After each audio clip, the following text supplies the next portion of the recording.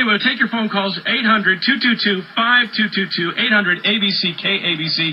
Mr. KABC in for Geraldo Rivera. Larry in Laguna Hills, you're on with Mark Germain. Mr. KABC, good morning.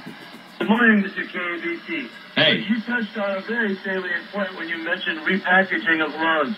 The real reason these liar loans were permitted was to feed the Wall Street securitization machine, and Right. that's how they turned less than $1.4 trillion in subprime loans, not all of which went bad, into an $800 trillion swaps market, derivatives market.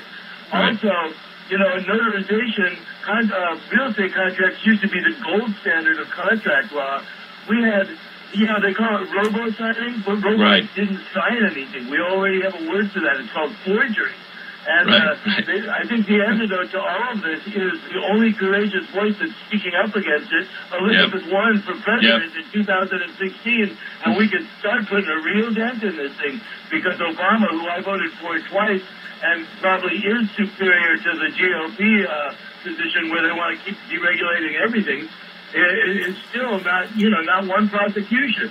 Well, No, I'm with you 100%. And the fact that the banks seem to have skated and been made whole. Of all the people to make whole, the banks, when they made bad loans, why aren't they holding their own employees accountable? Much less, why are our tax dollars being used? I know this isn't exactly a new rant.